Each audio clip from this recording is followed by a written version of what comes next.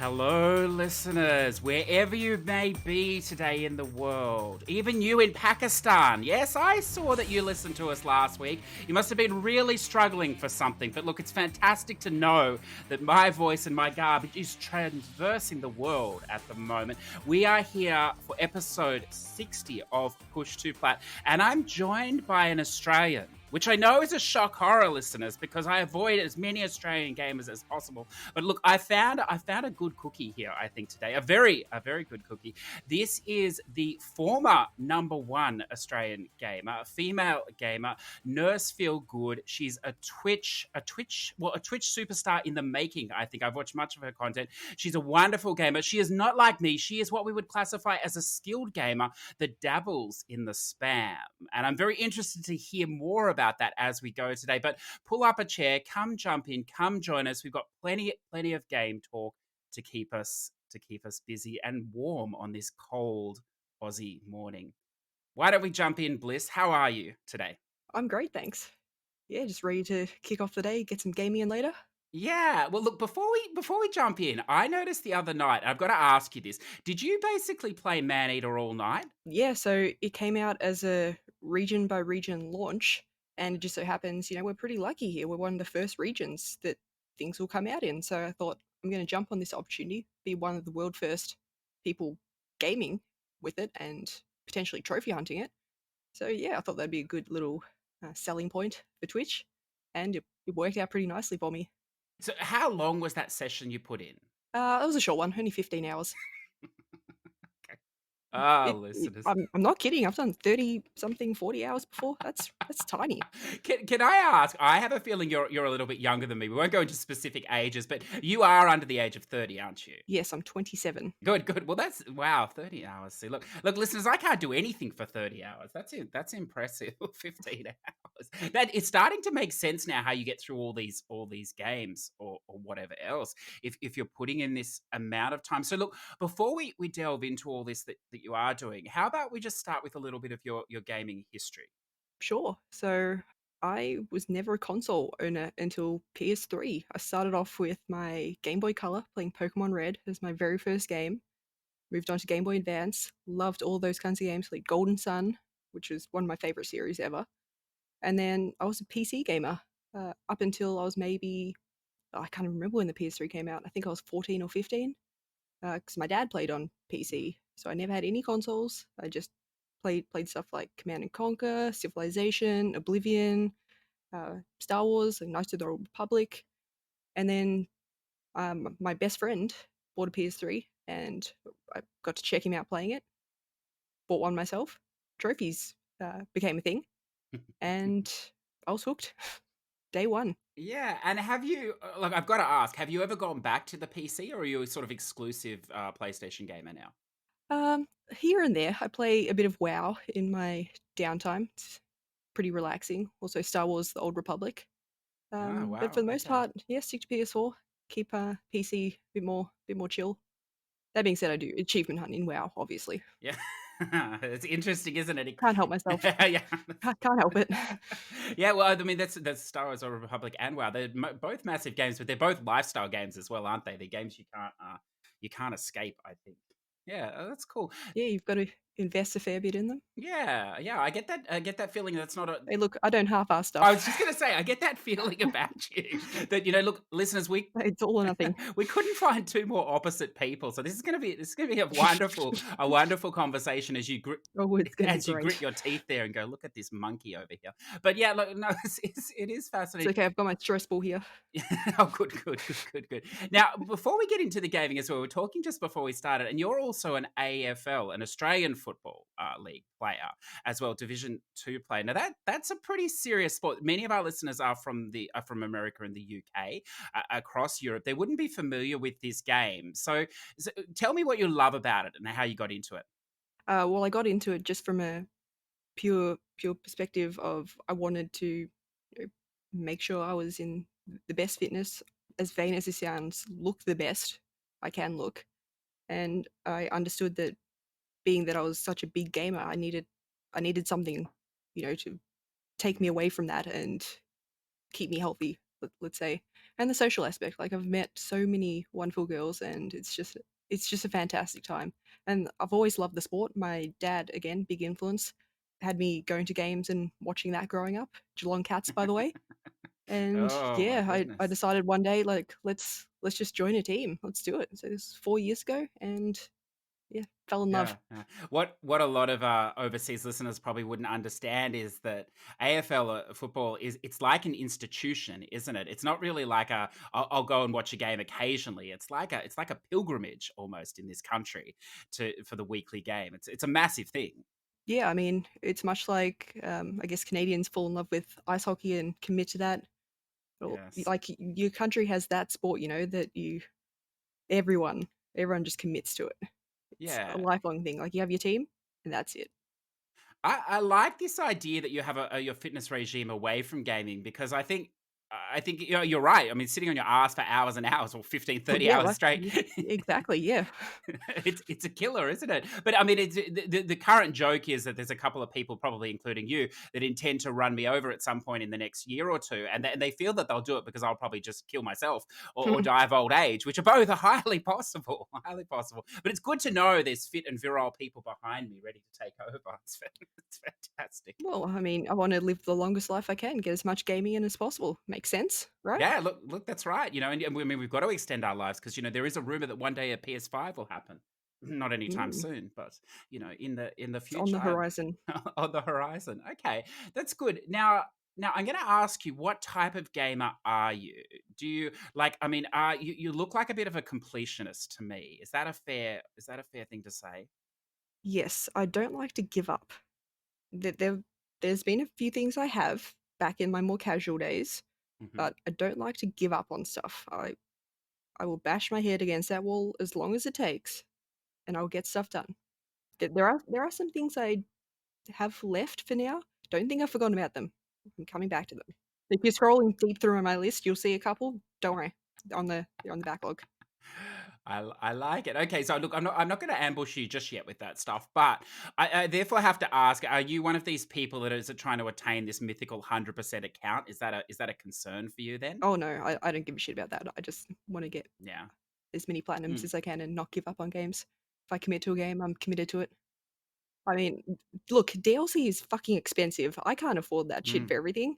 The 100% is mm. so not happening.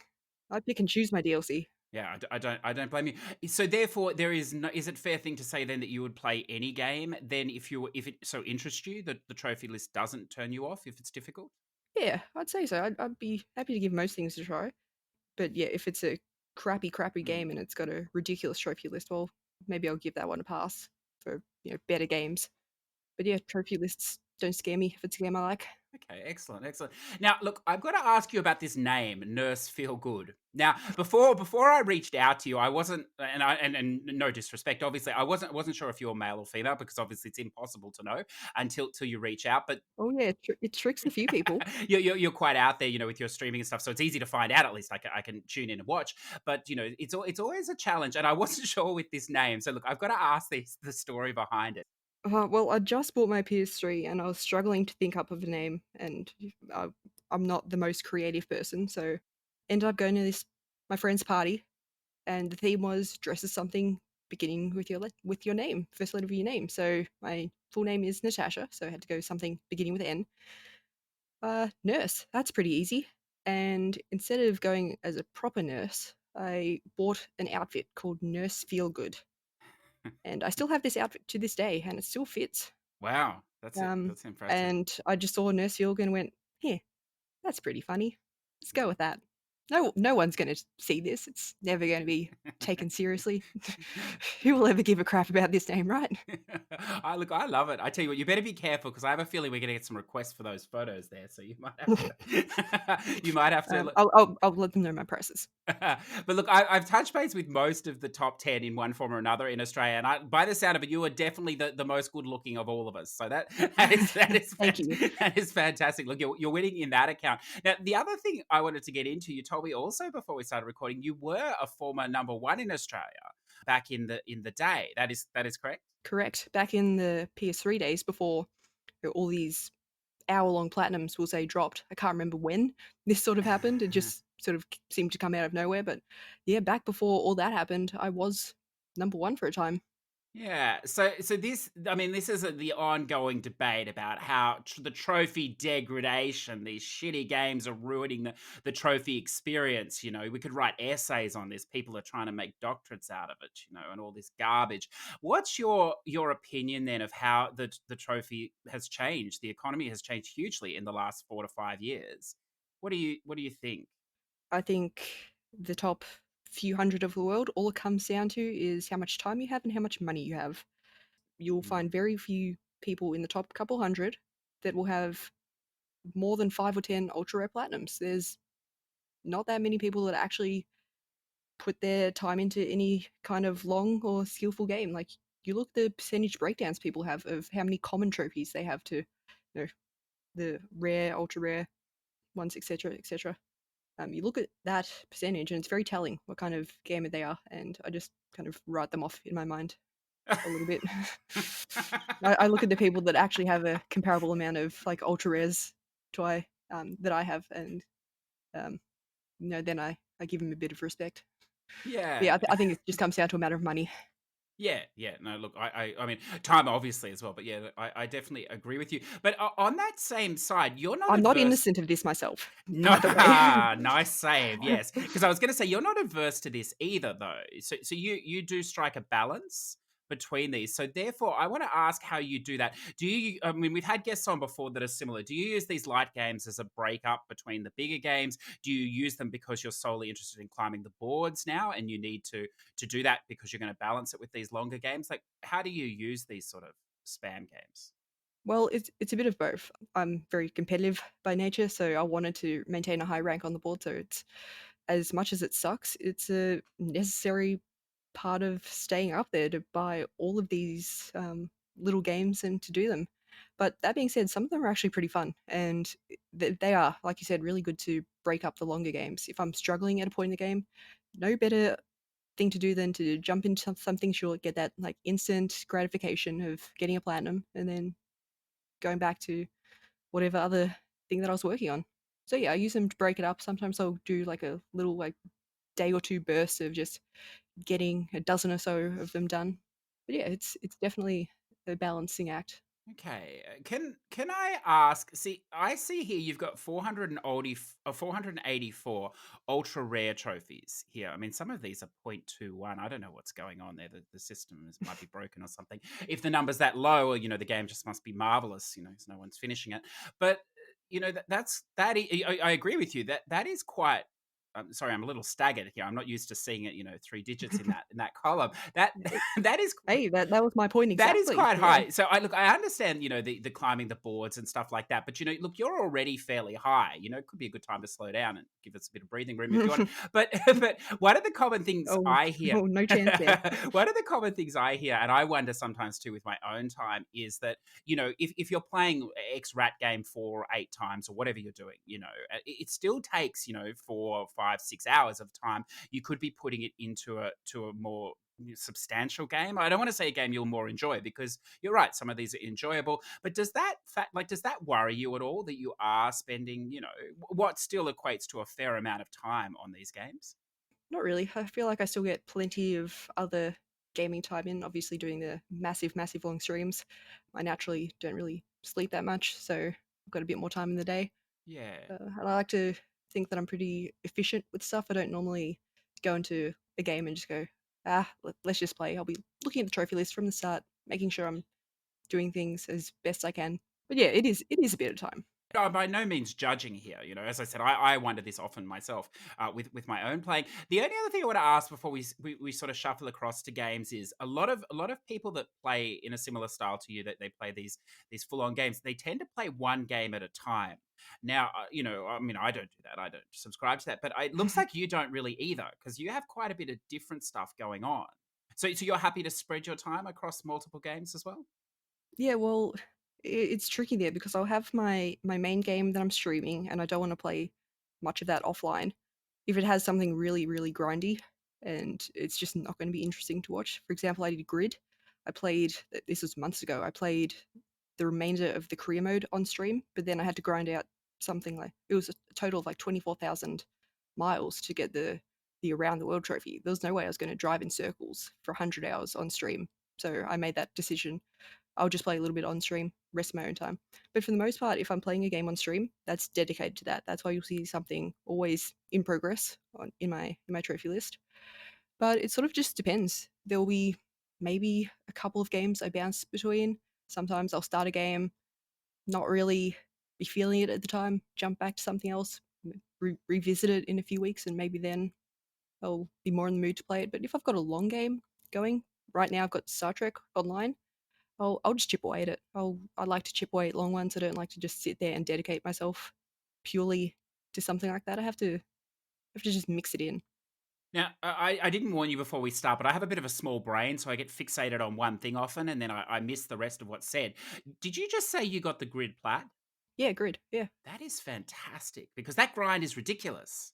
Oh yeah, it actually put me to sleep at some points. Like you Yeah. just drive in circles and circles. And if I lay down, there was more than a few times where I just close my eyes a bit, then sort of do that jerk awake, like, oh, okay, um, time to sit back up. No, congratulations. That is a massive achievement. And it looks like the 27th of March. So you probably finished that before the tracker was put in as well, I'm assuming, on the distance. So No, it was about midway, or was part of the way through it that I got the tracker, which was uh, so relieving. I had a little counter. I was ticking off, so you had to do basically 99 laps in a race.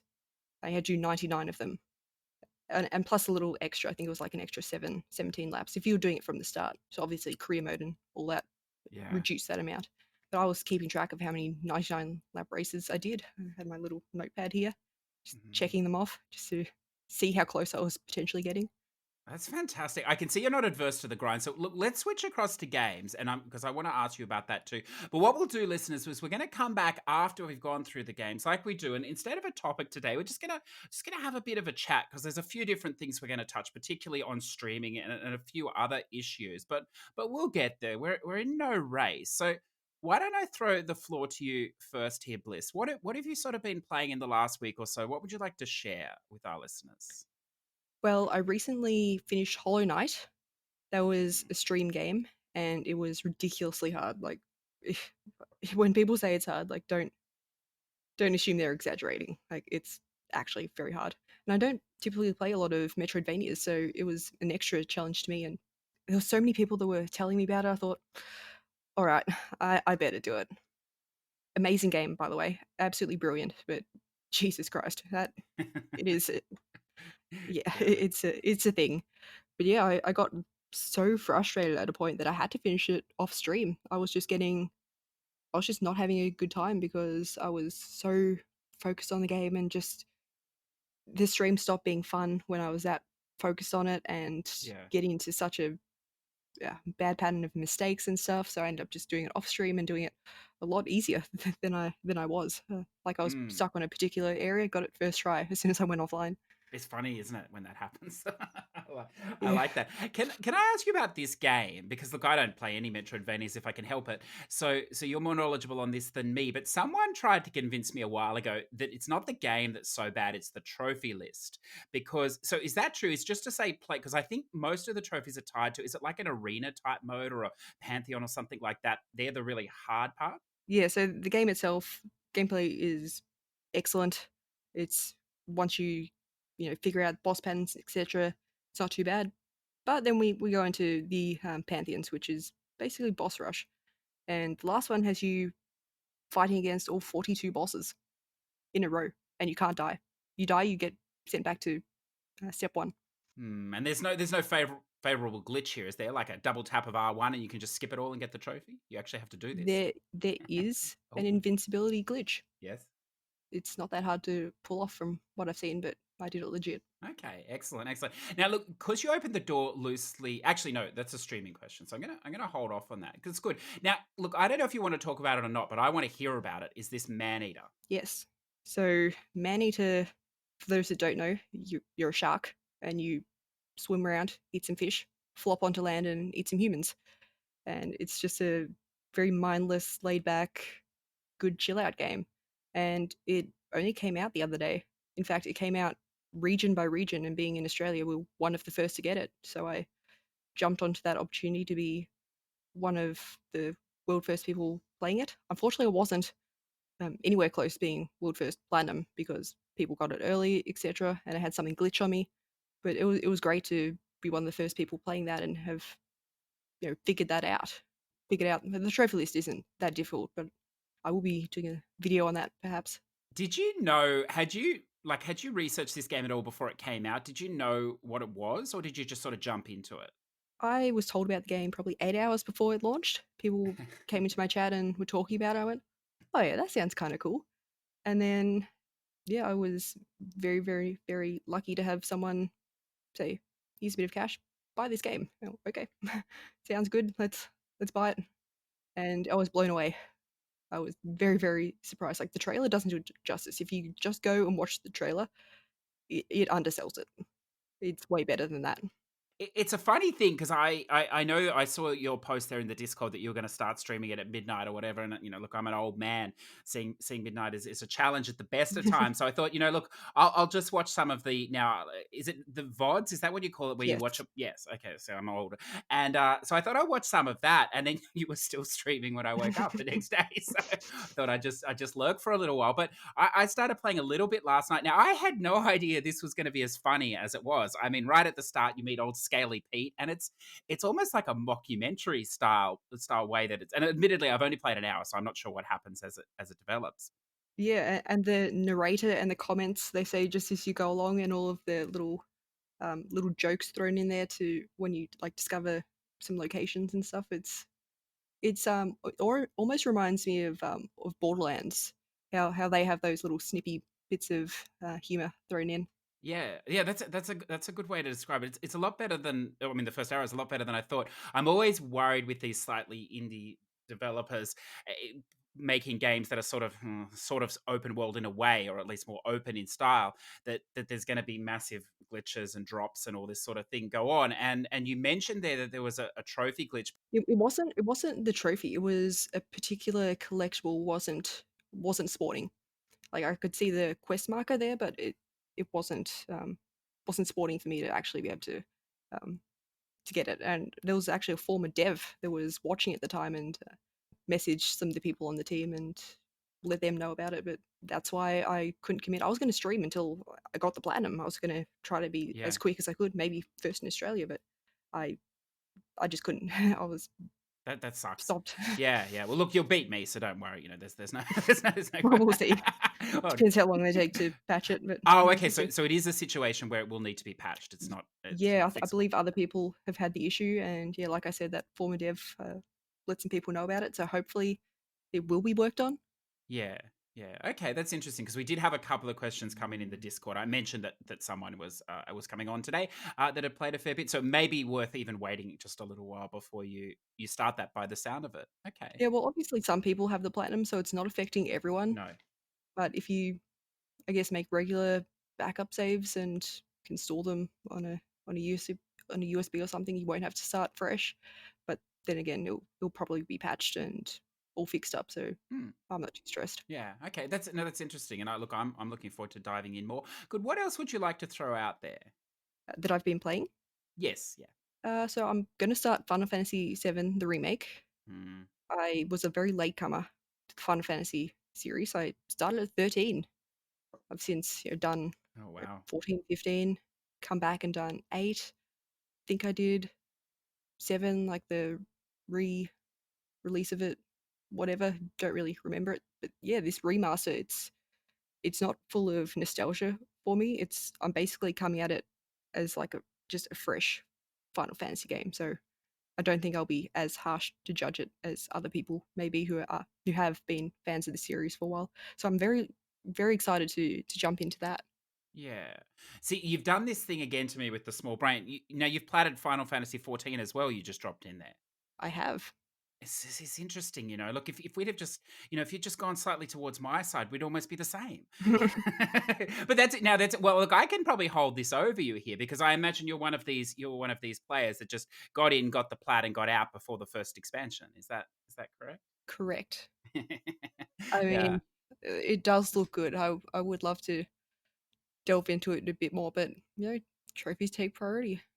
I've watched plenty of streams of it, so I feel like I've secondhand enjoyed it enough. Okay, that's interesting. I'll be interested to see what you think of Final Fantasy VII coming at it the way you are, because I'm in a very similar position, and it seems to be a very positive reception for people like us. But for people that are nostalgic to the original, that are well versed in it, there seems to be very many differing opinions. And Yeah, I've heard so many mixed reviews of it, but yeah, I think I'll be okay with how it is. I think it'll be quite enjoyable. yeah, I think you'll love it, especially if you could at least tolerate 15, or if you enjoyed 15, because I found it like almost from how much I've played so far, it's almost like a refined 15 in the combat and the general gameplay as well. So Yeah, I quite like 15, so I think I'll be well suited to this. yeah, now look, I'm going to throw another one here at you. Payday 2, the Crime Wave edition. So obviously you hate life. That's quite clear. But Oh, what, yeah, that's a fair assessment, yeah.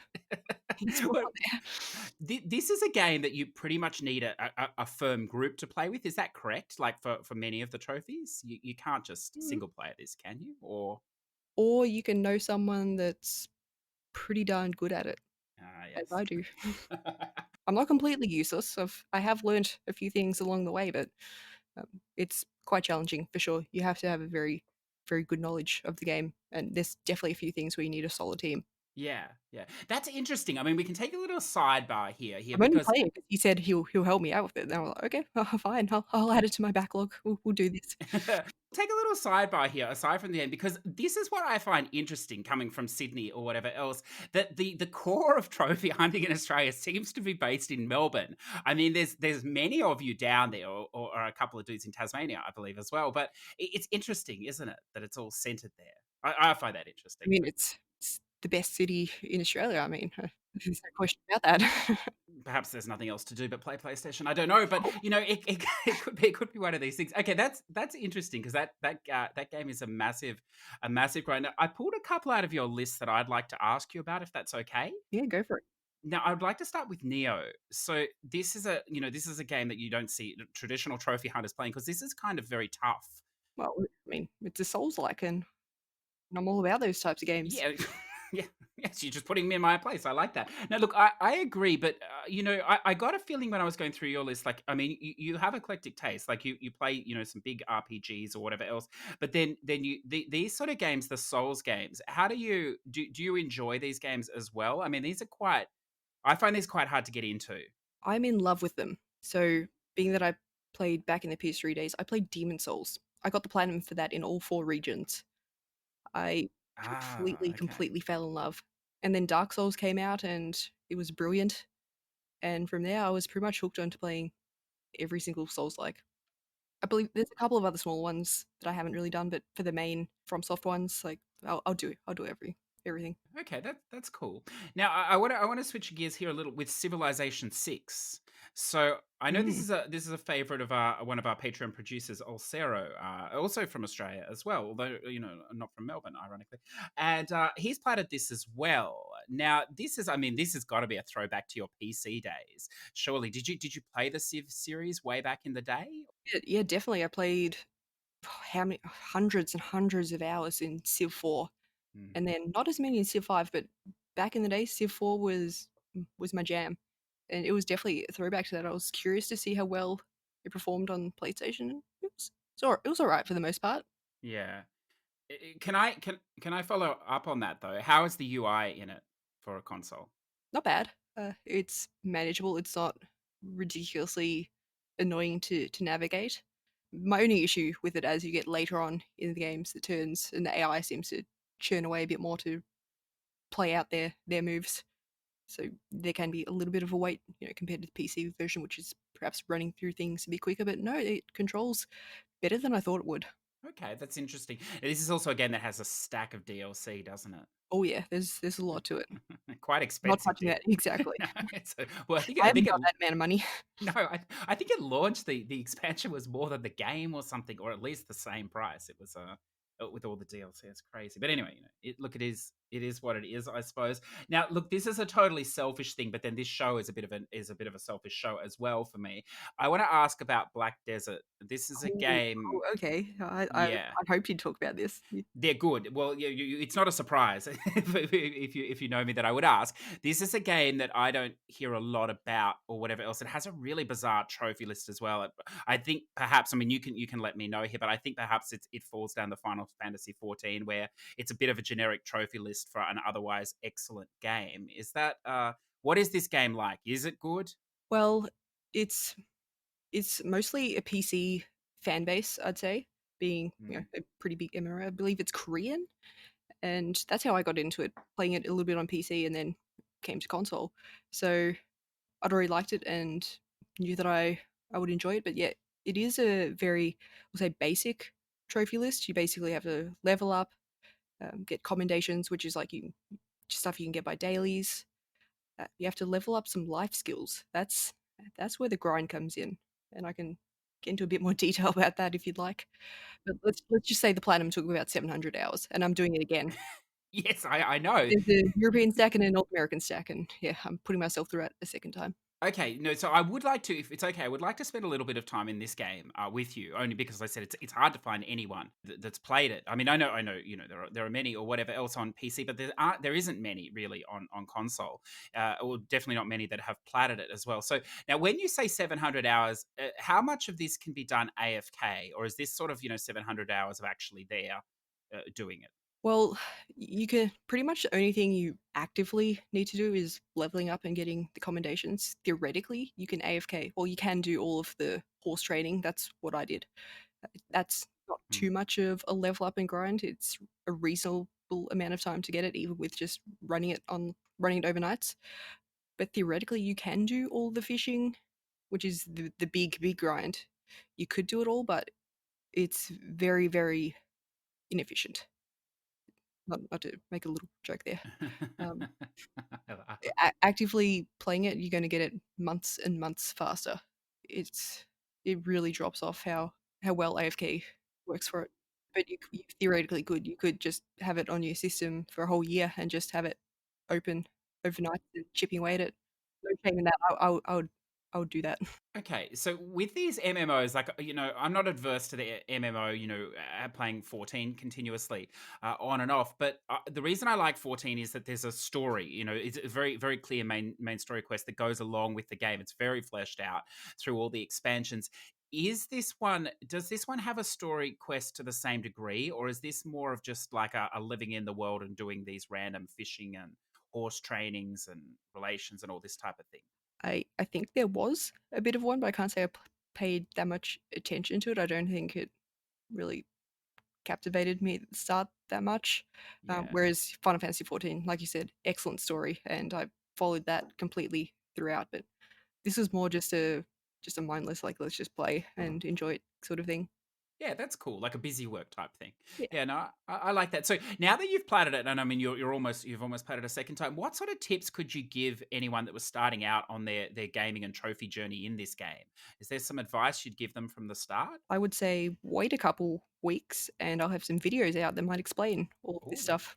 Because yes, there have been a few people that have asked me in my Discord, and I've sent them a little write up, and I think it'd be better if I could show some footage and visually show people, okay, here's how to set up some stuff. Here's what you need. So I'd say be patient, and you might find some more information out there. Because yeah, being a very very dominant fan base on PC, there's a shitload of information out there. But when it comes to trophies specifically, mm, you've got to really sift through everything that's out there to get to what's going to be relevant just for you and how you can go about it. Because there'll be people talking about best ways to maximize money, etc., how to craft and stuff. You've got to just focus in on what you've got to do.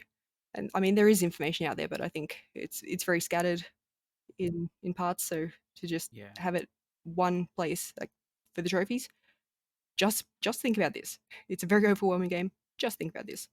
Okay, that's a good point. Now there's not a subscription per se in this game, is there? But there is a lot of No, it's a one-time purchase. yeah, but there is a lot of I think they're companions and different things you can buy. Are any of this stuff really necessary?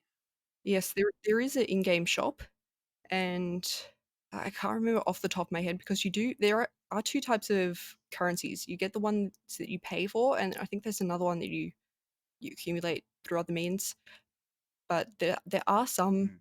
experience boosts you can buy, and some, I believe they're player packs or value packs, I should say. I think that's the one, what they're called, value packs you can get. I can't remember again if that's from like the purchased ones or if you can get it through these other points, but it's mostly cosmetic. But there are a couple of little boosts that you can get throughout all of that. It's not necessary though. Like you can obviously do it without, but it helps if you can get it. Thank you for that, because as I said, it's hard. I haven't found anyone to talk about that game yet, so that's very interesting. And I do look forward to those videos. We can touch on where we could find those towards the end if you like. Now, I have to ask though, at 700 hours, is that the longest platinum you've put in? I'm trying to think of any game that could be longer. Yeah, I'd say it'd probably be the longest one. I mean, I've done many that have taken 1 to 200 hours, but Yeah. yeah, I think it would be. I mean, Final Fantasy 14. I can't remember how long that took me, but that would come close, or maybe I don't know. I can't remember how long that took me, but I know there was a big grind in that. Yeah, yeah. Okay, that's interesting. And then look, we'll shuffle on here because I'm very conscious of making you talk so much. I know. No. I streamed for 40 hours in for a long time. Yes. Yeah. So you're like me. You're good at bullshitting and filling the air. I like it. Yeah. What I've got to ask just before we move on, because you opened the door on the Dark Souls games or on the Soulsborne's games as well. We have a bit of a Patreon program here where people can nominate games, and some bastard has decided to nominate Bloodborne for me. So, what do I need to know going in to this Souls game, being a unskilled gamer that I am? As cliche as this sounds, prepare to die a lot. Don't be discouraged. Yes. It all just takes practice, and there's many different weapons, many different builds you can make. It would just be about finding the style for you and what works best for you. Like there's plenty of information you can look up for easy builds or whatever, but it will come down to what works for you, and it's just a matter of persistence, and you Yeah. you can get it. If I mean, it's hard. Like it's really hard. I would rate it as one of the harder ones. Like I'd say Dark Excellent. Souls, that particular series is one of the easier ones of the Souls likes, and Bloodborne is definitely on the harder end. There's just a couple bosses that make it pretty crazy, but just persist. Yeah, so at this point, I'd like to thank Patreon producer T Bird for nominating that game. It's gonna be a lot of fun. Bliss, obviously, a lot of fun for me. Luckily, I have multiple controllers to throw at the wall. We'll move on because I'm very interested in getting to this topicy thing with all the streaming and stuff like that in a moment. We've already talked Maneater, so look, listeners, I'll just dump just one or two things on you this week. Nothing majorly exciting. The golf with your friends. I don't know if this would interest you, Bliss. Here, a mini golf game. I do not care about golf at all. Well, Very, this very, is great. no. This is like crazy mini golf. So it's like there's obstacles all over the place Well, and stuff depending like. on what you could tell me about the trophies, maybe I could be convinced. But Well, look, you may be interested because it's going to be a skill plat here. There was a rumor that golf and skill, not coming out. there was a rumor that you could watch a video, and it would show you the angles and stuff, and that would be true. But there are, I think, 8 to 10 courses, and some of them get pretty involved. So I'm sure a video would help you. But I think, I mean, it's not very, there's still a lot of margin for error or whatever else. So I think you might almost be better off to figure it out yourself. The 90% of the trophy list is easy or whatever else, and there are 1,000 shots, 500 shots, and birdies and all this sort of stuff, which you can easily farm on the holes. But the challenging trophy will definitely be on every course. You have to finish in par, which is around 50 shots. So not every hole is a par two. If you're a seasoned mini golfer, you'll be shocked by that. There are some par fives in there as well. But I mean, the problem is it's also not like it's eluding me now. The other 3D mini golf, I think, which I don't think really had too many crazy obstacles. This one you have to jump off the course and then jump over, off a cliff and to get to the other part of the course. And there's a lot of shit going on here. The controls do work very well. I still think it's a bit average in its. I mean, it's indie anyway, so it's a bit average in its graphic and its outlook. I think it comes in around 20 or 25 Australian. So for the price, there's plenty of gameplay. There's what do we got here? We got some. You got this dunk mode. You've got a hockey mode as well that puts a goalie in front of the hole. So there's an online mode as well, so you can play local or multiplayer online. So there's plenty there for the price or whatever else. But be warned, I think the trophies for the plat will be quite challenging.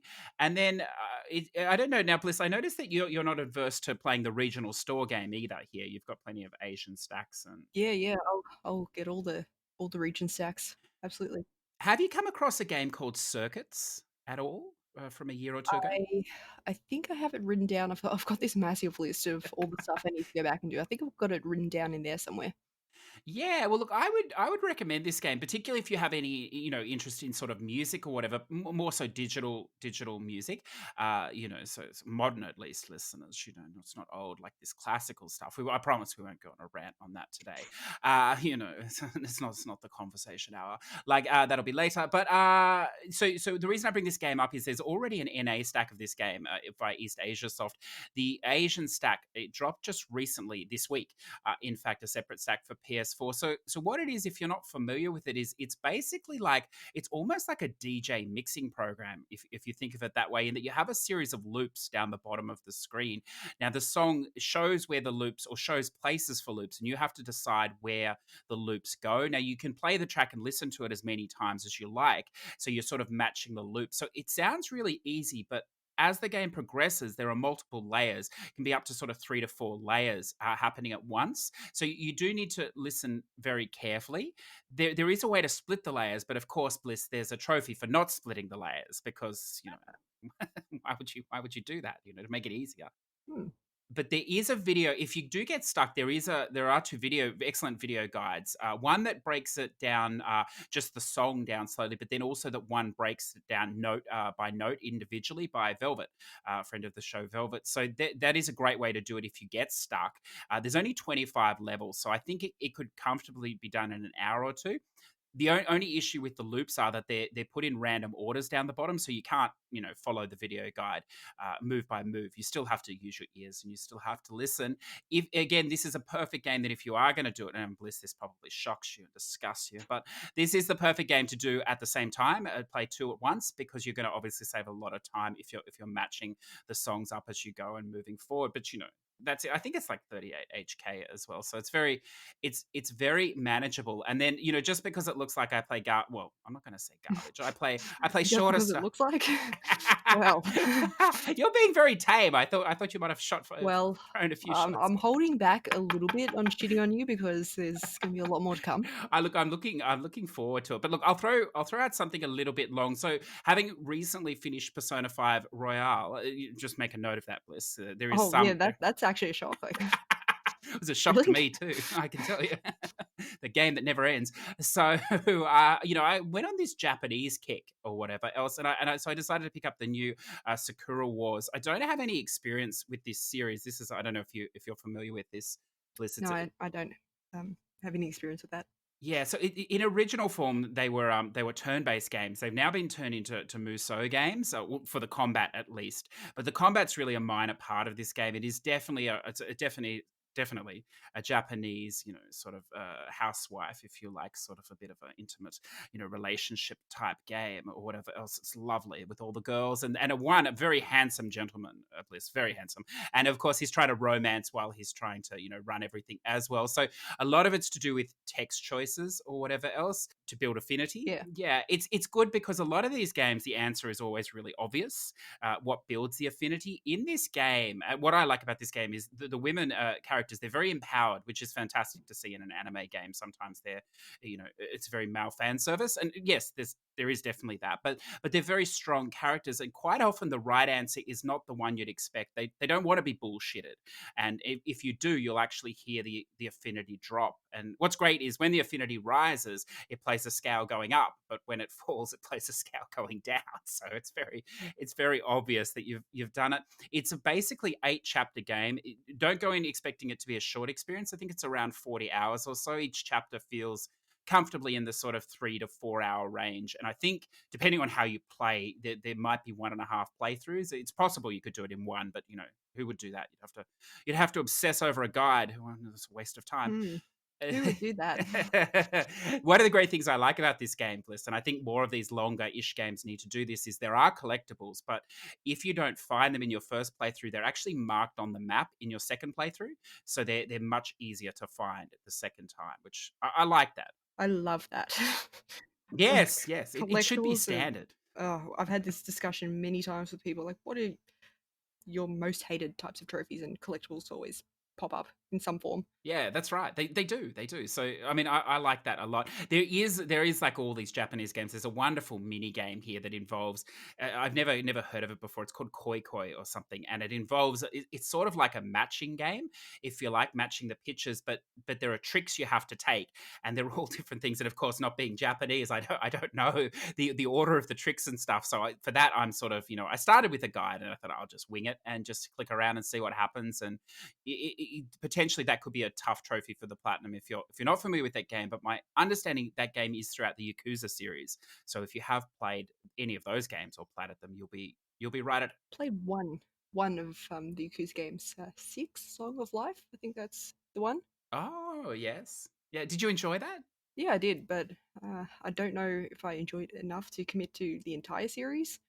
Yes. But yeah, it was decent.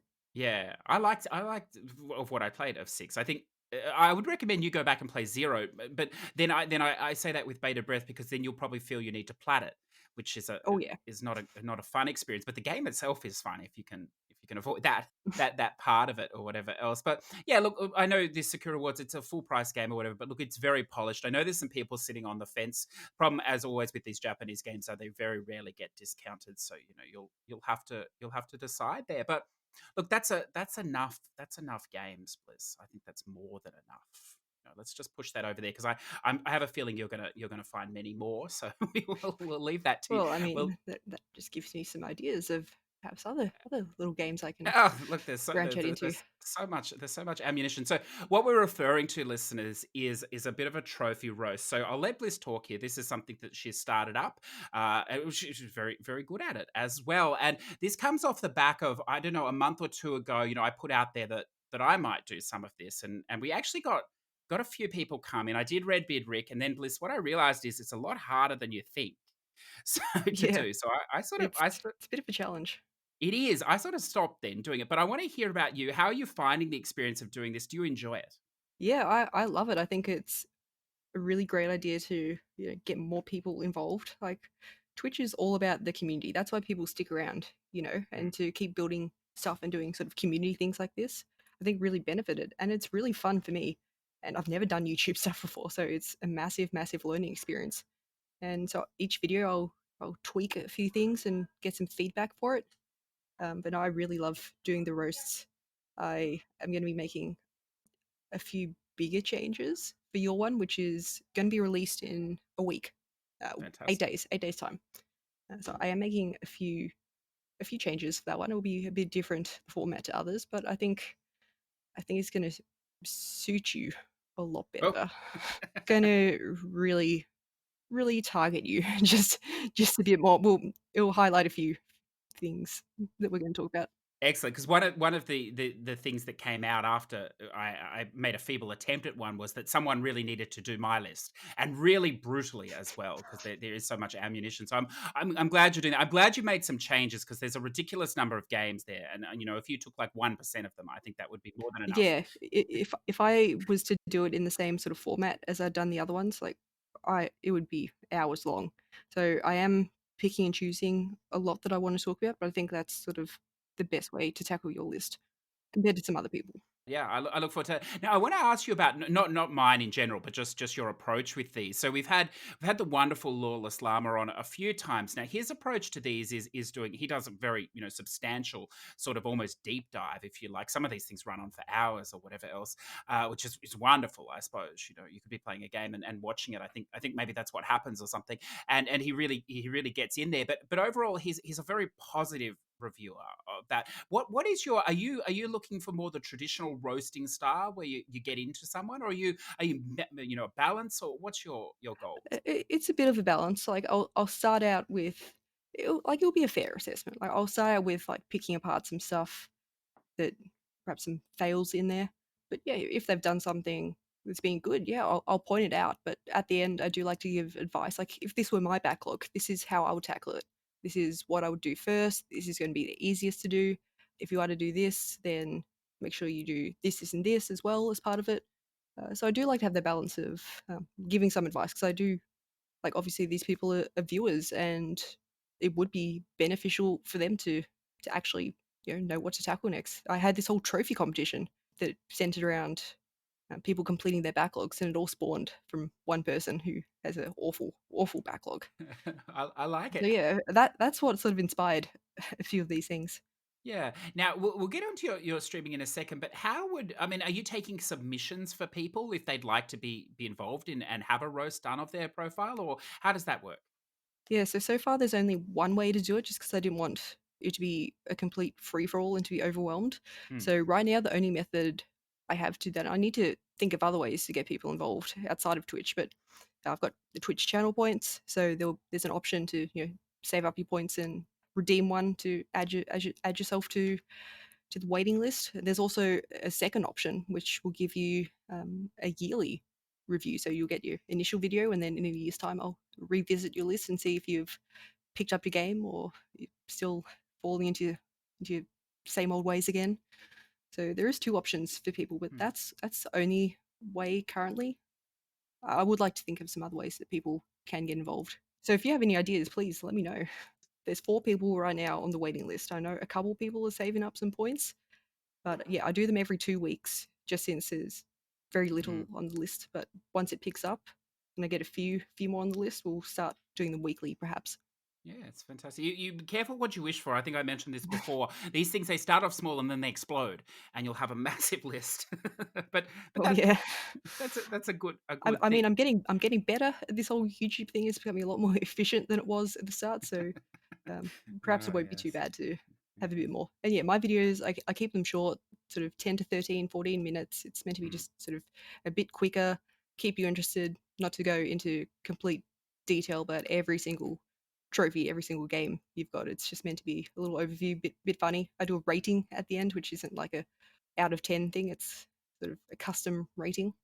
Ah, I like that. I like that. Now, I think this will lead us into your streaming and perhaps explain a little bit more about yourself and your gaming. And I thank you for letting me bring this up. This is something that you wrote on PSN profiles, a few months ago or something. And the reason I bring this up, Bliss, is it's not the first time we've talked about mental health and different things with gamers. We've done way back with Afraid of the Folly. We did a fantastic look into it, and then we've touched on it. I've talked about on the show, some of my issues as well, and seeing psychiatrists and things like that in the past. I'm a very big advocate for talk on this subject because I know that in the gaming community there are many people doing living amazing lives, but I know there are many of us too that are dealing with many different issues, and gaming really helps us, and often in the gaming it can be difficult to know or to meet these people and to know what other people are going through. Sometimes it depending on what you're playing, and particularly if you're not streaming it, you can feel isolated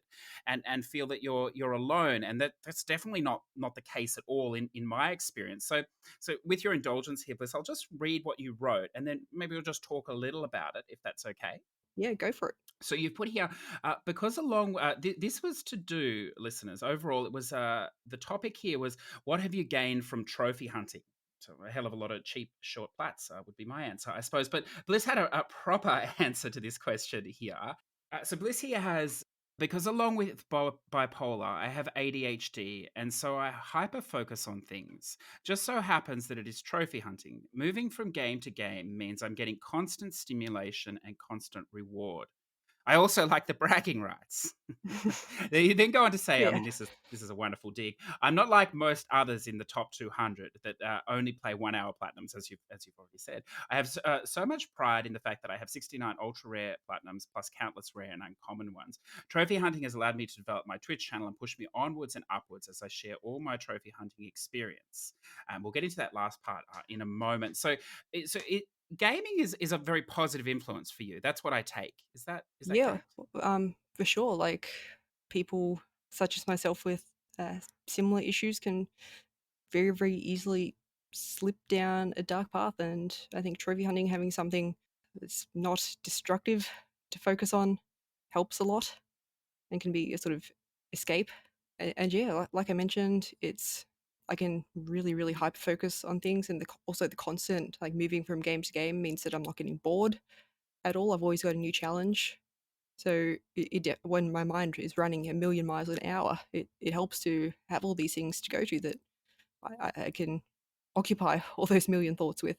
Yeah, I like that. Now, you've built a community yourself as well. Do you find like that helps as well, the people around you that you're meeting and stuff like that? I mean, is that almost I don't want to say equally, but I mean in some ways, do you find that the gaming is enhanced because of that? Is that what's helping you as well? Yeah, absolutely. Like it helps so much to have a great community around. Like I was talking on stream the other night how I'd had a few rough days and I was just like brutally honest with people. I was just telling them how I felt and stuff, and they were very supportive. And we even had, I'm not going to mention their name, but we had a viewer that was having a rough time themselves. And at some point, many, many hours into the stream, they said, "Oh, I've got to take off for a bit, but thank you. I feel a lot better having come here than I did before." It's like obviously not perfect, but I feel a lot better.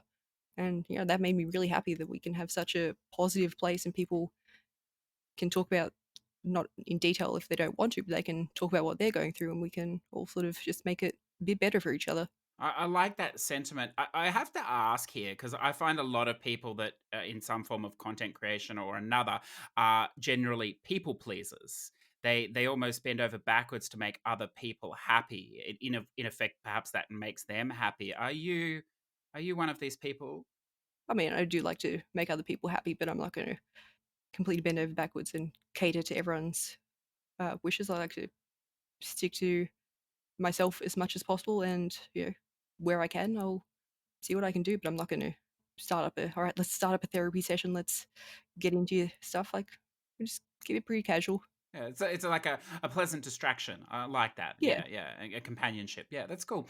Now, look, I don't want to dwell on this path, but it needs to be said. There is elements of the trophy community that are extremely toxic.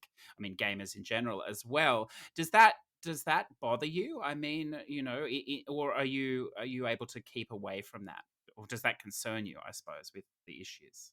Well, I mean, you're going to get toxic people anywhere, and as long as they're not coming after me personally, I can sort of just ignore it, acknowledge that it exists, and just move on, do my own thing. But as soon as people start, like in general, if I get toxic people in, it's like uh, I just kind of laugh it off and like just rip into them. Like it doesn't phase me if that stuff were to happen, but like it's obviously obviously awful, and I wish that it didn't even happen in the first place. But I mean, yeah, you get toxic people everywhere. Thank you for that. As I said, I didn't want to dwell on it, but it is nice to touch and have the transparency there, and also someone that is so confident to talk about it as well. So I do, Oh yeah, I do. you should hear some of the shit we talk about on stream. Wow, there's nothing held back there. Yeah, yeah. There's a few clips of it if you're interested. You can get some insights there. I do appreciate that. Let's move to Twitch now. First off, I want to ask what draws you to streaming games. What do you like about it? Well, I lost my job last year, and I was curious to see if I could. I took a long shot. Like, what if streaming could be my thing? Like, let's just try this out. If it's not for me, I'll continue searching for jobs. But I completely fell in love with it. It's such a fun way to share a game. Like there'll be times that I'm frustrated in a game. Like I mentioned before, Holy Night, I got to a point where I was just too frustrated. But there'll be times where I'm struggling in a game, frustrated or whatever, and having people to talk to and distract and even get help from, it makes it a lot. It's a much nicer experience. Whereas if I was at home by myself, just I'd be getting angry, I'd be yelling, I'd be swearing constantly. I wouldn't be enjoying it. But if I'm there with people, it just helps with everything, and I like that part. It's really just enhanced gaming for me, like being able to play with people as well. Like, sure, uh, in Neo, let's go do this boss. All right, there you go. A couple people that have put their hand up. Yeah, let's jump in and do it together. Rather than, I'm sure you know about this, but finding boosting partners for like certain ridiculous online trophies, like you post in the forums or whatever, ask a few friends. Mm. It can be a bit of a waiting game to see if anyone responds. But yeah, having some of this stuff like on demand, like, cool, you're playing this game too. Like, yeah, let's do it. Yeah, I mean that makes perfect sense. So on the flip side, then, what do you dislike about streaming? Do you feel anxious when you play? See, I think having someone watch me would be terrifying. I mean, I'm terrified watching myself play half the time. So does it enhance your performance when you play? Do you think, or does it hinder it? Um, I I, I think a slight hindrance just being the fact that I do have to, read the chat, pay attention to that, and like viewer interaction, massive, massive part of it, and it's what people enjoy. So, there, okay, there is a joke, there is a meme, copy pasta or something that someone made. Don't read chat or horse goes splat. This was in Red Dead 2, so I'd be writing about. I'd look over at the chat, and oh, suddenly I'm falling off a cliff or into a tree, and my horse is dead. I'm flying through the air. So yeah, don't read chat or horse goes splat. That gets spammed a bit, and it's progressed into other games. Don't read chat, something something something. So it's become a bit of a meme at this point, and in that regard, yes, it sometimes does hinder the gaming, but it's funny. It's yeah, it's like even if you're talking pure like trophy efficiency, gaming efficiency, yeah, slight hindrance, but it's got its value at the same time. Yeah. Okay. Yeah, I like that. Now you've also gone on to say here, which look I love here. I plan to be the unquestionable leader of trophy hunting on Twitch, which is I love confidence. Well, I give everything. It's either 0 or 100 with me, and I want to be the go-to place because I think I've got a lot of experience. Mm, Obviously, I haven't played every single game, and I'm only like top 200 in the world. Only, I mean, there's some people better than me, but I mm. do want to be, yeah, the go-to place that people can come to and get good insight into trophies, see it being done firsthand, see me doing all kinds of crazy stuff, and yeah, just be when people think of trophy hunting, they come to my channel. So I want to ask you here about this. So look, as the listener knows, I know next to nothing about how Twitch works, other than just logging on and watching people. But I don't know how all the systems and things work. So a word that I came across months ago, someone said a variety streamer because they play a lot of different things. I don't know if if that's Yes. the correct term. So what I mean, how do you decide being a trophy hunting streamer? Assuming you only streaming games that have trophies, as we've sort of said. But how do you Yes. decide what games are? I mean, are all games good for streaming, or how do you know? Well, the way I'm looking at it, obviously, I'm doing it for fun first and foremost. Like it's always has to be a Mm, fun thing, but I am trying to make it into something. I think I've sort of proven myself over the last few months that I have built up something pretty good already, and I could potentially keep it progressing, going upwards. So there is that part of me that has to be a little bit strategic about it. There'll be some games that mm, there'll be no one watching, so maybe you'd not want to stream those games. You'd play something that has a bit more of an audience, a bit more interest behind it. But there's also playing something that has too much interest. Like you'd never want to stream as a smaller streamer, Call of Duty or League of Legends. You're going to be there's thousands and thousands of people to sift through to find your channel. Most likely down the bottom if you're very very new and small. So there is some element of strategy behind it, and that is definitely something that goes into my choice of game. But it's always about a game that's going to be interesting to watch, interesting to play. I'm not going to do something purely for the attention, except for Maneater. That was a good opportunity. I couldn't pass that up. Man, it was a good game in the end. But yeah, there is some strategy behind it. okay. Now you keep a very firm schedule, I believe, because one of the great things about Twitch is, being an old man, I have to do a regular job. It sort of sucks, but that's life. And so often I'm working, and you seem to start about 2 o'clock in the afternoon here. The email comes Yeah, through, and you seem to do it most days. So that is correct. I think you keep a firm schedule, and how important is that? yeah. A schedule is super important. People want to know that they not necessarily everyone has notifications on. They'll have, a schedule to their own lives, and if they know you're coming on at a particular time, then, when they come to watch something, they know I'm there. So a schedule is very important, but obviously I do random streams at different times, and I do stream until platinum. So if I'm really close to getting platinum, I will just say fuck it, let's just stream until I get it. And that spawned some really long overnighters. Doom 3 took about 16 hours, Neo 1, Neo 2 took about 17 to 18 hours.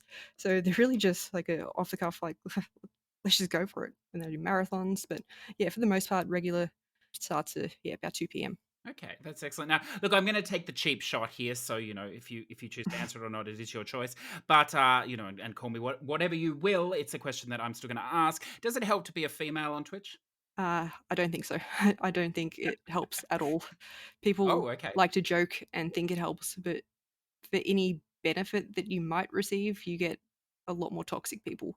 So I don't think you have any advantage, whatever gender you have. I think you just have to be good, entertaining. That's the only important thing. I haven't seen any benefit from it myself. Okay. Now I want to turn. I mean, what I like about talking to you, and in full disclosure, we only reached out in the last week or so. So this is the first time I've talked to you, but you seem like a very positive person, and you're very positive about games and trophies, which interests me. I think that's important. But how much, like, and you've sold the schedule and stuff like this, but how taxing is it? How draining is it playing these long hours on Twitch, having people watching, doing all this? Is it tough, or is it all bliss and bliss and joy? You really had to make that joke. Oh, Bliss. God damn it. Well, there's been some games which I've played which I just haven't been enjoying, and to stream it and to try to, like, because people can, they see it all. They can tell when you're faking it and when you're trying to make something into something it's not. And I've played games that I have not enjoyed, and I've had to say, yeah, look, gonna end the stream a bit short. I'm gonna play a different game now.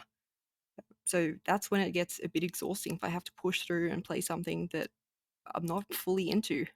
But for the most part, no, I just love it. I will do crazy long streams all the time just because I get so invested, and it's so fun to me. Like, it's just fun. Yeah, that's wonderful. And where to from here? Do you see yourself continuing? Are you happy the way it is, or what are the Yeah, plans moving forward? absolutely. I want to keep things going up and up. I'm about 6 months into streaming, so I'm still fairly new at it. But obviously, I'm very competitive. I've looked at some sites which track progress, and I may have done a few comparisons between some peers of mine, and I've seen that I may have been doing pretty well for myself given the time. So yeah, I want to continue going upwards and upwards, potentially reaching partner sometime this year, and yeah, continue to make it bigger and more sustainable. And yeah, with YouTube on side as well is something that I'm developing a bit more of and delving into. I like that. Now, if this doesn't bore you too much, can I ask you just a couple of technical questions? Because I know Yeah, go I for know it. some of our listeners like to stream, obviously not as a structured thing. They just do it as they do. So could you talk? And again, this is a little bit out of my wheelhouse, but just equipment setup. What are you using? What do you recommend?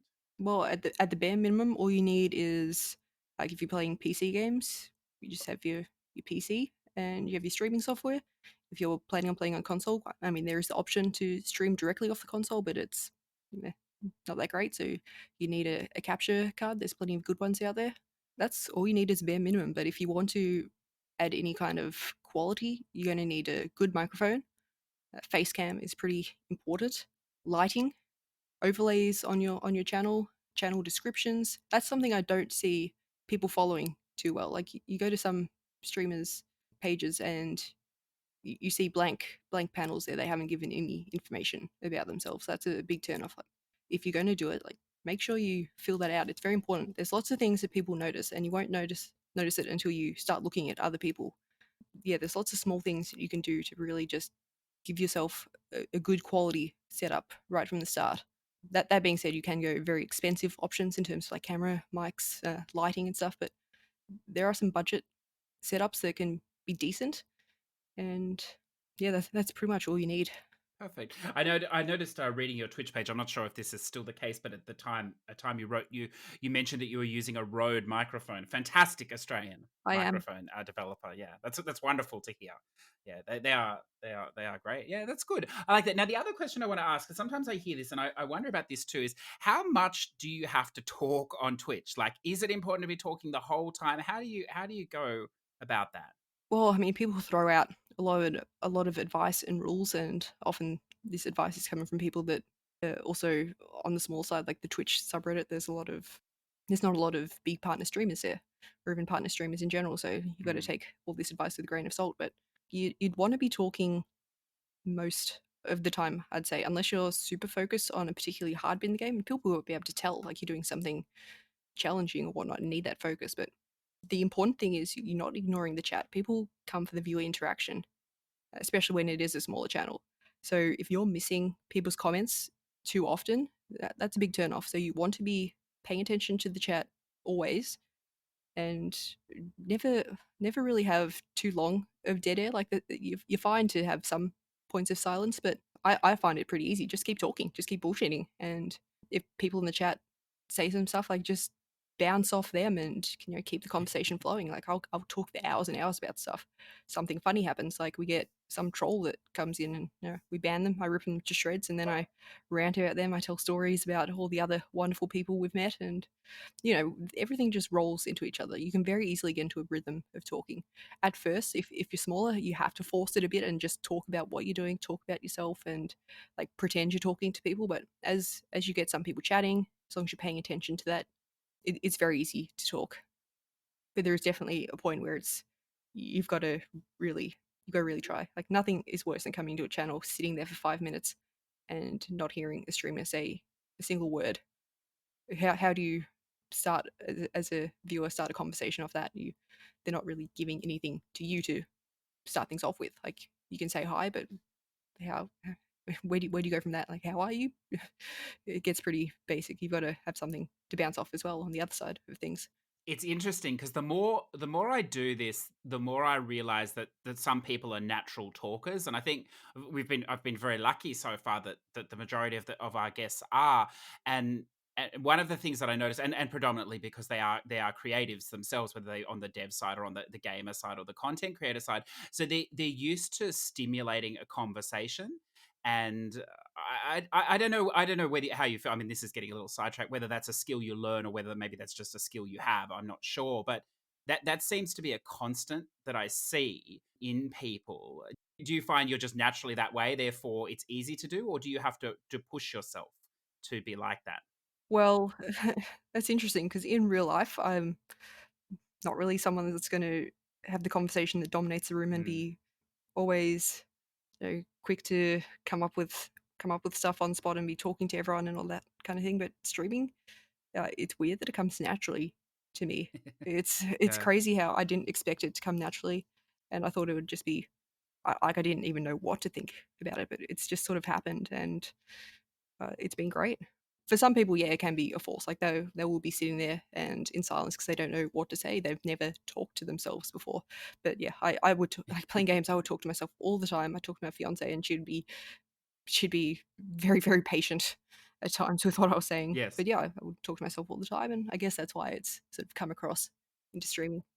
Yeah. Well, my partner says, Bliss, that I have my best conversations are with myself, Oh yeah, so for I, sure. I agree with that. Yeah. So I agree with that. Now, because you mentioned it and we're sort of wrapping out of this, but it always intrigues me. Now you've built a community. So when you go on, there are probably already people there ready to watch or so. But when you started out, and I see this a little bit, you log on and there might not be anyone else watching. I mean, there might be people lurking, but the thing says nobody. How do you handle that? I mean, are you talking then? Are you creating, like, once you have 4, 5, 10, 20, whatever people you have there, hundreds or whatever, I understand that it flows, as you say.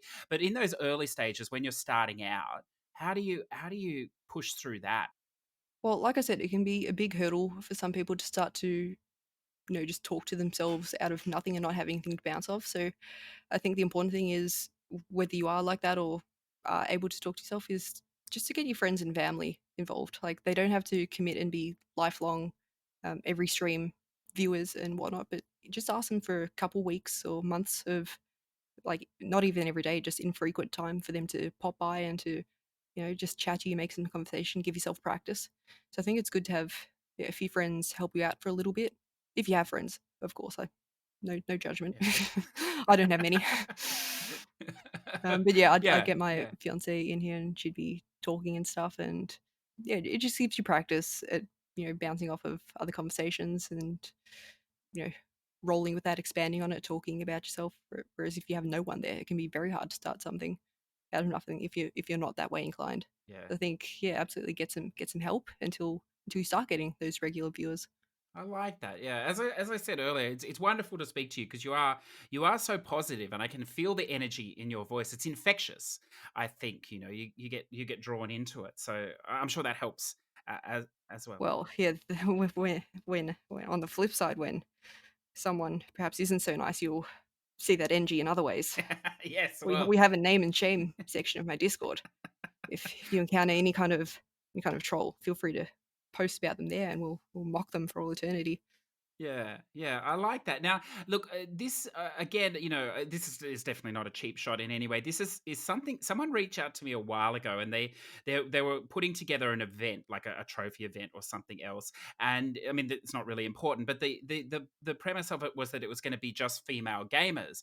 And they said, have you had any female gamer guests, or do you know many female gamers? Because as you know, Bliss, some men like to pretend they're women online or Oh something, yes, which is a whole I don't know, a whole other bizarre. What do you? I suppose whatever works for you is whatever fine. makes you happy. That's right. That's right. But so she was trying to do that, and said, "Do you know any?" And I said, "Look, one of the things doing this is like I'm always looking out for female gamers, but." And again, I'm not prejudiced in any way, but it just seems the nature of trophies that I run into a lot more guys, and that's probably a flaw in myself for not finding the right ones or whatever else. Do you feel that yourself as well? I mean, it's wonderful to speak to you, and we've had Mindy, and there are Velvet and Eigen. There are a lot of females gaming. I know this, but they don't seem to have the presence in the trophy hunt. Now, I'm not talking streaming here so much, the trophy hunting Yep. community. Do you find that, or am I misguided there? Well, it comes into the fact that you talked about before if there's any benefit to being female. And I know you said that in terms of streaming, but also if you're talking voice chat Mm. to people and in general revealing yourself to be a female, you get toxic people that will target that. So I think a lot more women tend to not reveal themselves. So there might be a lot more out there that sort of just keep to themselves. But Yes. yeah, I can't say that I know a lot of women into trophy hunting. I know a couple that have become part of my community, and they're wonderful people. But yeah, it's of like I wouldn't assume anyone. If I see a PSN name, like it could be anyone. Yes. They don't really give it too much thought. Like, It really could be. And look, listeners, I know we have some wonderful female listeners as well, but by all means, reach out and let me know your stories as well. Because I think Bliss. One of the problem is I'm almost gender neutral. I'm careful with my terminology here, in that I don't feel a bias in life in any way towards either. I don't propagate any sort of old fashioned stereotypes on either side of the board. So it's almost yeah, like at the end, you're a gamer. that's exactly right. That's it. So you really need to worry about, like, why get into anything more than that? Why make it complicated? Exactly. Yeah, I totally agree, and it is one of the things that I'm conscious about, because you are what you represent, or what you push out there as well as a creator. And I mean, we're deviating a little further here than I wrote on the list, or I expected to. But one of the things I'm working with now is with someone, because there is not a lot of gay friendly content on this channel, which is it's interesting for me, obviously being a gay man. It's not something that I'd ever considered, to be honest with you. And then working with another. Well, it's funny. It's funny that it's funny that I'm on here now. Yes. Also, it's yes, But again, as you say, it's not the primary reason or anything like that. It's just yeah. see, I just see everyone as gamers. But someone mentioned it to me, and they said, like, there's a lot of games that that push, well, they're not pushing the agenda, but they're open to this sort of thing, and they're exposing this sort of thing, and they're giving it light and stuff. And I was like, yeah, well, that's an interesting point that you say, that I think maybe it is because a bit of the anonymity online as well. But you just fall under this generic gamer tag. So I don't think that it. Yeah, I don't know. I don't know. It's something to consider, I suppose, for myself going forward. But it is what it is. So look, I really want to thank you for talking to me today. Bliss. It was very, very interesting. Yeah, I'm glad that you reached out. It was a fun new opportunity. I've never been on a podcast before, so you've taken my podcast virginity. So Oh, you can add that to your resume. and they said I couldn't do that. I knew that church conversion program would pay off one day. Yes, we did Okay. it. Yes, my parents would have been happy. Okay. So, yeah, no, look, no, as I said, I always interested in talking to people. Now, how do our listeners find your content? How do they find you? Well, if they're into streaming, they should come check out my channel at Twitch TV /bipolar Bliss. Same channel name on YouTube, Bipolar Bliss Gaming on Instagram, and Bipolar Bliss on Twitter. And I have a Discord that if you pop by the Twitch channel, there'll be a link there. So feel free to pop in that and share everything. We have some pretty cool stuff going down. We even have like a little trophy hype emote. We can celebrate everyone's accomplishments. So yeah, that's where you can find me for the most part. Perfect. And as Bliss has promised, there will be a ruthless, listeners, ruthless. You're thinking Mortal Kombat, you're thinking brutality. I'm hoping it'll be along these lines at Trophy Roast coming in next week or so. In 8 days time. 8 days. I've already scripted out most of it because I'm just that excited. Excellent, excellent. Well, now after talking to me, you've probably got a whole lot of new ammunition. So Well, it just confirms everything that you've been told. got in store. Perfect, perfect. And of course, Bliss is playing under the handle on PSN nurse_feel_good. Go and give her some love there as well. So I think we're going to leave it there, Bliss. As I said, thank you so much again. I may extend the olive branch again in 6 months when you've forgotten about this experience. No, it's been fantastic. Thank you so much for reaching out. I've had a great time today. So there you go, listeners. I hope you enjoyed that conversation with Bliss as much as I did. It was wonderful to speak to this awesome human, Australian streamer and gamer. If you're looking for her content, you can catch her on Twitch at Bipolar Bliss or follow her on PSN under the username nurse_feel_good. All that information will be available in the show notes. So why don't we turn now to the Push2Plat Platinum Club, and we've got a few this week. So I'm just gonna dive straight in, and we're gonna start with Redbeard Rick here. Look, it's a classic. You can always count on this man to either present something amazing or something classical in the spam style, and that's what he's gone with today. In fact, he's gone with 2 gems here. Number 144, Music Racer, spam that plays itself. That's very true. And number 145, Aladdin and Lion King. Now, it is possible that Rick did this legit, but it's not highly possible by any stretch. Of course, if you're not familiar with this port here, it can be done with a matter of cheat codes and things like this under an hour. But if you did do it legit, Rick, that's fantastic. But if you didn't, well, that's not a surprise. So let's move now on to Dino Raw. This man has been killing it here. Now, he's come in again with number 100. Oh, sorry, 100. What am I saying? He's come in here with number 1042, Concept Destruction. He says here, a really fun game that was full of enjoyment from start to finish. This was the second stack, so went for a quick plat time. In fact, he did it in 16 minutes and 8 seconds, so which is fantastic. Well done on that. And I believe he's also done a guide video of sorts on this game as well. Next up, he has number 1050. Oh, it's a milestone, listeners. It's a massive milestone. Prince of Persia, Warrior Within. Now, look at this. It's taken him 8 years, 6 months, and 4 weeks. So either he just loved this game and he could not stop playing it over the last 8 years, or he was trying to forget about it. I'm not sure. Let's see what he says here. Hated every single minute of this game. From the moment I put it in the PS3 all those years ago, I knew I made a mistake. Dahaka. Okay, we'll go with that. On hard glitched on me in my favor on the final playthrough, and I was able to just stand there killing it without getting hit. Karma to the game for being so shite.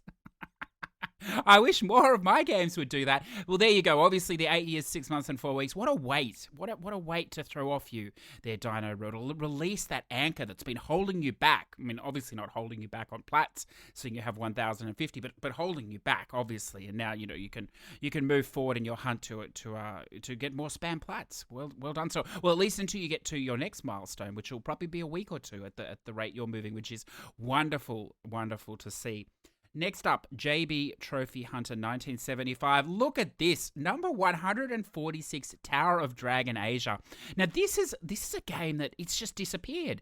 This is high quality spam. I think this takes 5 to 10 minutes maximum. I think it involves almost no gameplay at all and a really easy cheat code or something from memory. Look, I don't even remember, it was so quick, but it's wonderful to see that this is still making an appearance here, because we've got Slide, and which we'll come to in a moment, but this is another masterpiece. It's wonderful to see, and congratulations there, sir.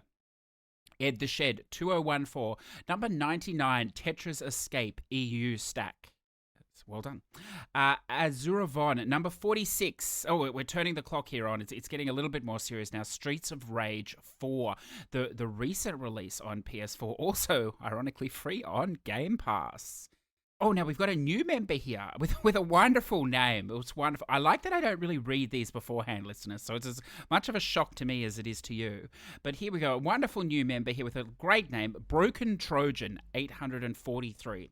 Sort of reminds you, to probably the conversation between your parents, many, many years ago. But anyway, Broken Trojan, I like that, 843. Number 9, Lego DC Supervillains. Well, look, that's a child's game. So look, I hope you're not a child. And if you are, don't ask your parents what that means.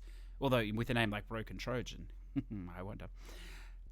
Number 9, Lego DC Supervillains. And this has a great plat name, Here's to Mischief. That's fantastic. I mean, it probably only takes you 100 hours to get to that point of platting that game, but that's a wonderful name. I like that. And congratulations on your 9th platinum, sir. Just hopefully we do not steer you down the path of many of these other people that have posted today, and you maintain these wonderful, wonderful games. SS Squarehead, or Squarehead if you prefer, sir. Number 30, SNK Heroines Tag Team Platinum. That's a good one, sir. By and large, it is a spam game, except for the survival mode run.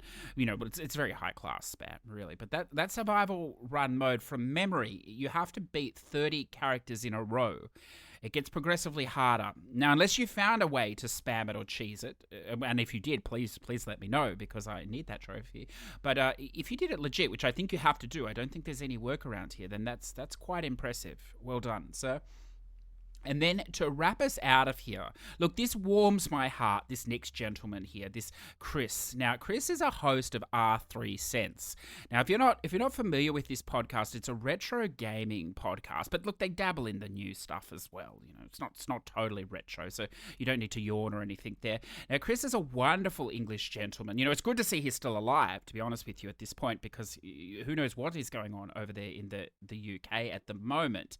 But as I said, it's good to see that he's alive. Now, he's a refined gamer, if you like. He's from the classical school of games. He doesn't waste his time on garbage. He's got a finite amount of time, and he invests it well. He's played all these fantastic retro games, and anyway, we've got sidetracked here, but he is a host of the R3 Cents podcast, which, as I said, is a fantastic retro podcast, but their hook, their grab, if you like, what gets you in is that the three hosts there, Jonathan and Monty, they're going through, with Chris, they're going through and they're doing a countdown of their top 100 games of all time. So this has been going, they're into their sort of second season or second year now, if you like. So they're starting to get to the meaty end of this, which is fantastic. And if you have an interest in games, particularly not, games that are in the last week or two, or if you have an interest in more than the first 5 minutes of games, which you'll never hear about here, then that is the podcast to check out, because they have so many hidden gems. And for me, it's been almost like an education.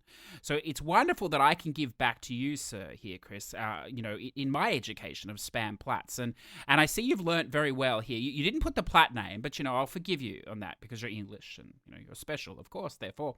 You've just put Y. But listeners, what he's done here is he's platted Color Slayer, which is fantastic. Now, I'm pretty sure Chris does not own a turbo controller. Oh, if he did, he wouldn't use it. It's disgraceful for a proper gamer. So he's probably done this legit, which must have been mind-numbingly fucking boring. But congratulations, sir. And it's good to see there are quicker spam games. So, hopefully if you do get this far into today's episode, hopefully you'll come back and you'll realize that from some of these other titles here, like Tower of Dragon Asia. It'll open up your mind. And that game's in English too, sir. It's amazing. What's interesting to me, too, is that he did slide, but he chose not to post slide. So perhaps he just felt too dirty after that, because that was only like 30 seconds. But there's no shame here. So as you know, and it's wonderful to see. At some point I will reach out to you again as well. But look, anyway, now I'm using the podcast for my own social distraction. So I will stop that, listeners. Now, the only other thing I want to leave you with this week is we've decided, because things have been going well. We decided that it would be a great time to start a giveaway of myself and Joe for the podcast here. So what we're going to do, it's very relaxed. Anyone can join. It's the Trophy of the Month giveaway.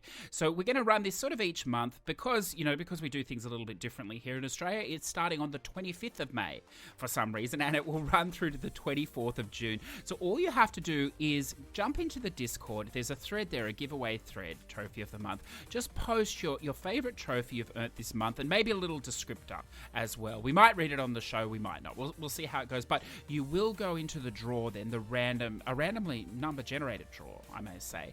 A random draw to win. Now this month, I believe we're giving away 2 PSN cards. Yeah, 2 US PSN cards to the value of $10. So jump in there if you do.